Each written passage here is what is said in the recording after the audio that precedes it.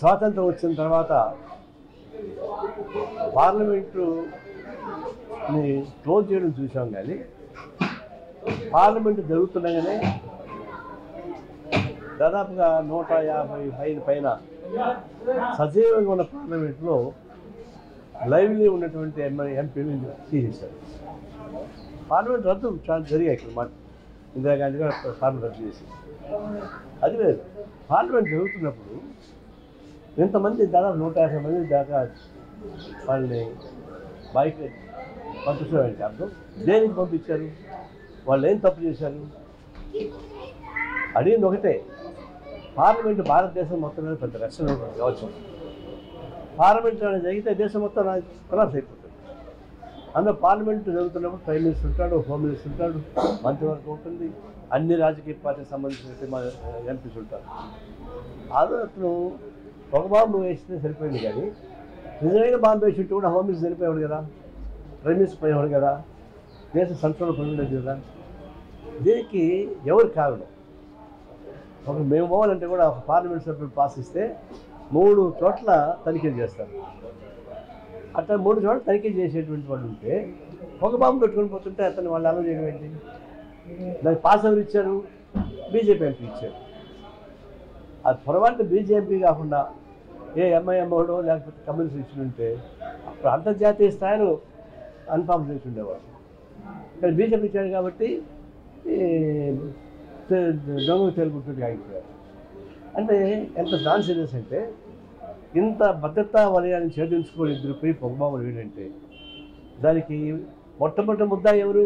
Home minister. రెండవ ముద్ద అంటే ప్రైమ్ మినిస్టర్.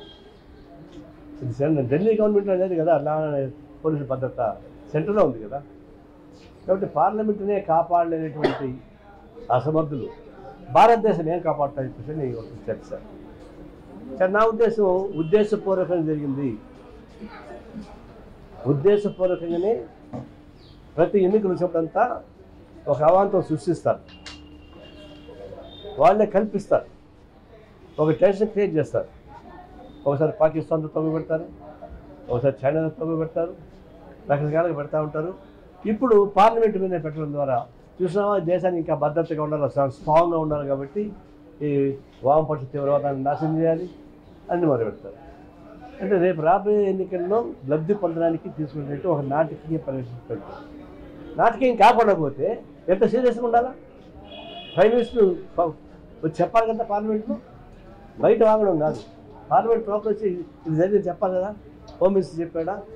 చెప్పబోయాడు గారు, నువ్వు స్టేట్మెంట్ ఇవ్వాలి అన్నారు.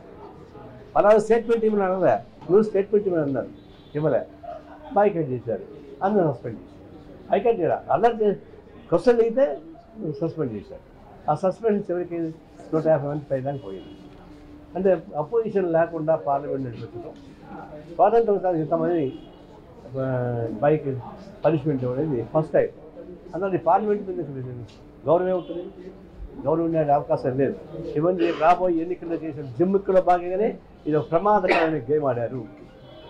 ఈ ప్రమాదమైన గేమ్ రేపు నిజమైతే ఏం చేస్తారు? నిజంగా బాంబే షూట్ ఏమవుతుంది?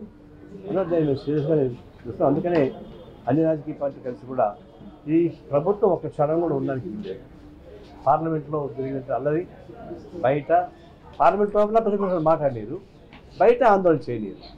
అందులో 2 వైపు నుంచి వచ్చే నియంత్రణ చూసినప్పుడు ఇవన్నీ కూడా ఎన్నికైనటువంటి ప్రజాప్రతినిధులను గౌరవించిన ప్రభుత్వం ఎందుకున్నారు.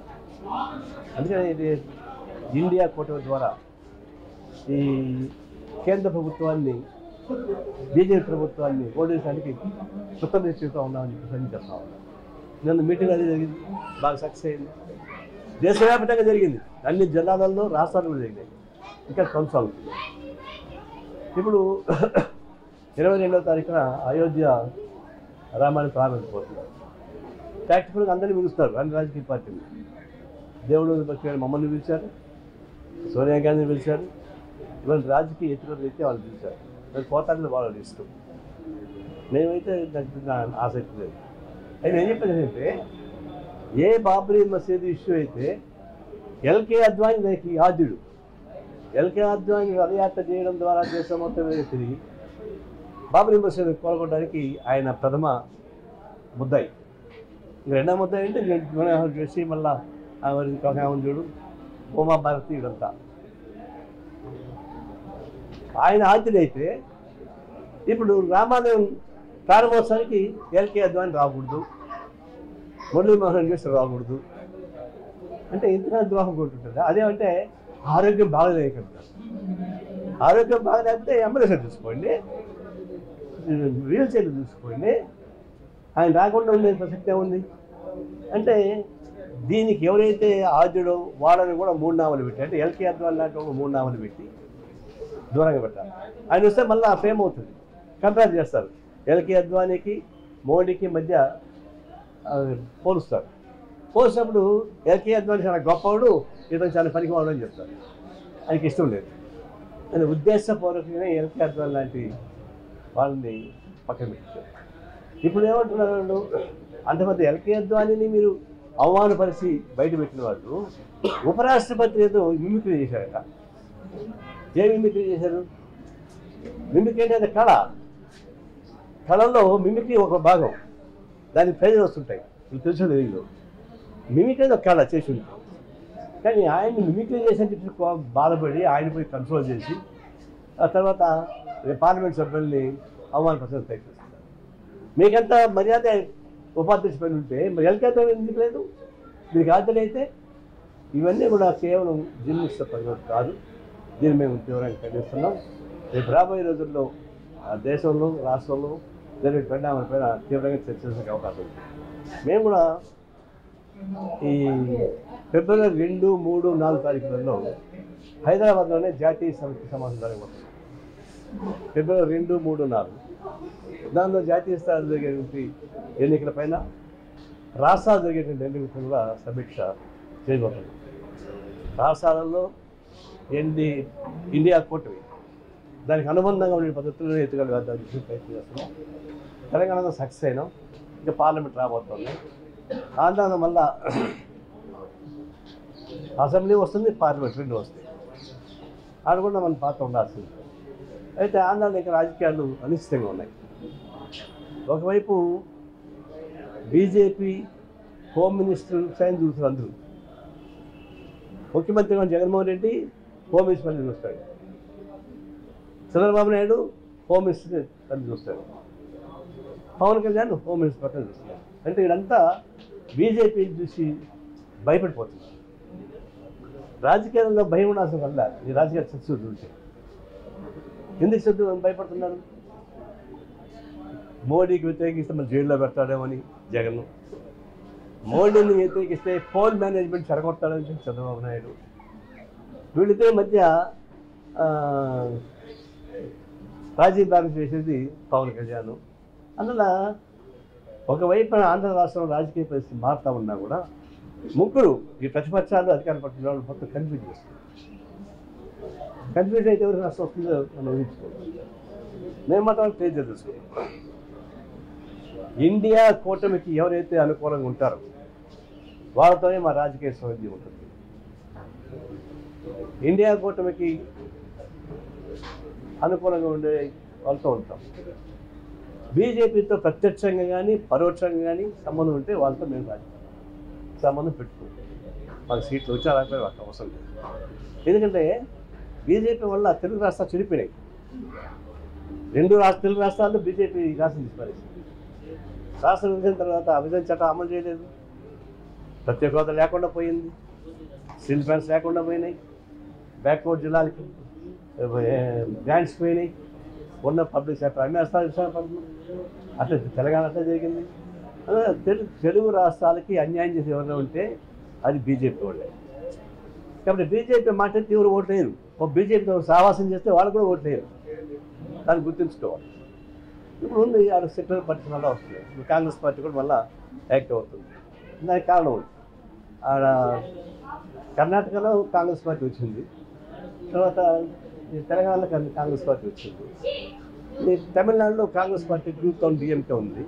దీని ఇంట్లో ఆటోమేటిక్గా ఆంధ్ర మీద పడుతుంది. కాబట్టి రాబోయే రోజుల్లో కాంగ్రెస్ పార్టీని తీసుకోవడానికి వీల్లేదు. దానివంతా కర్తవ్యం కృషి చేస్తుంది. అదేవిధంగా ఊకేసాడేటువంటి టీడీపీ కానీ పవన్ కళ్యాణ్ కానీ బీజేపీ పావు ఊగిసారితే మా రాజకీయంగా నష్టపోతారు. మీరు నష్టపోతే నాకేం అభ్యంతరంలా, కానీ తెలుగు ప్రజలు అన్యాయం అయిపోతుంది. తెలుగు ప్రజలకు ఇంకా అన్యాయం జరిగిపోతుంది. దీన్ని దృష్టిలో పెట్టుకొని చేయాల్సిన అవసరం ఉన్నట్టు నా ఉద్దేశం. ఇప్పుడు ఆంధ్రప్రదేశ్లో కాంగ్రెస్ పార్టీతో కలిసి డిపార్ట్మెంట్ పోటీ చేస్తారు, ఎందుకంటే తెలంగాణలో సక్సెస్ అయ్యారు కదా. ఏపీలో కూడా మీరు పోటీ చేస్తారా, లేకపోతే టీడీపీ జనసేనతో కలిసి ఆలోచన? కాంగ్రెస్ పార్టీ మాకు నిషేధ పార్టీ కాదు, భవిష్యత్తు ఎట్లా ఉంటుందో ఆలోచిస్తాం. ఇండియా కూటమిలో ఉన్నారు, అంటే కూటమిలో ఉన్నారు కదా ఆల్రెడీ. ఓవరాల్ ఇండియా మొత్తం కూటమిలో భాగంగా అదే అంటున్నా. అంటే ఆంధ్ర రాష్ట్రంలో కొంచెం ప్రత్యేక పరిస్థితి ఉన్నా కాంగ్రెస్ పార్టీ నిషేధించే పార్టీ కాదు మేము. అది మాకు శత్రువు అని చెప్పడం లేదు, కలిసే ఉంటాము. ఎన్నికలు ఎట్లా ఉంటుంది ఇంకా టైం పడుతుంది, దాన్ని మెచ్యూరిటీ రావాలి, దాన్ని దృష్టిలో పెట్టుకోవాలి. ఎందుకంటే జగన్మోహన్ రెడ్డిని ఓడించాలంటే అందరూ కలిసి ఉండాలి మా ఉద్దేశం. మా ఉద్దేశం ఇంకొక అడుగు ముందుకేసి జగన్మోహన్ రెడ్డికి వ్యతిరేకంగా టీడీపీ, జనసేన, సిపిఐ, సిపిఎం, కాంగ్రెస్తో సహా కలిసి ఉంటే మంచి రిజల్ట్ వస్తుంది. ఇప్పుడు కాంగ్రెస్ పార్టీకి సీట్లు ఏమి లేవు, మాకు ఏమి లేవు, ఎంటర్ అవుతా అవసరం లేదు. అందులో జాగ్రత్తగా ఆలోచించాలి కాంగ్రెస్ పార్టీ కూడా. టీడీపీ ప్రిపేర్ అయితే TDP, Congress, CPI, CPM, Pavan Kalyan కలిసి కాంబినేషన్ ఉంటే మంచి కాంబినేషన్ అవుతుంది. రాష్ట్రాన్ని కాపాడగలుగుతాం. దుర్మార్గ పాలినటువంటి వైసీపీ పార్టీని అడగొట్టాం. అంటే టీడీపీని మీరు ఇండియా కూటమిలో ఇన్వైట్ చేస్తున్నారు. ఇండియా కూటమి రాకుండా మళ్ళీ బీజేపీ కూటమి పోరాడింది అనుకో, మీకు మాకు రామరావు దండం పెడతాం. కానీ బీజేపీ పొత్తు కోసం ఆరాటపడుతున్నట్టు ఆరాటపడితే భయపడి బీజేపీ రాజకీయాలు చాలా మంచి చదవద్దాం అనుకోడు, కానీ పోల్ మేనేజ్మెంట్ చెడగొట్టాలని భయం. పోల్ మీద ఏం చెడగొట్టగలరు, జనం తిరుగుబాటు ఏం చేయలేరు. కానీ చంద్రబాబు ధైర్యం, అది వాళ్ళు చెప్పా, అదేనా అమ్ముతారా కర్నూలులో, అది కొని తెచ్చి పెట్టండి, ధైర్యం అన్న మంది.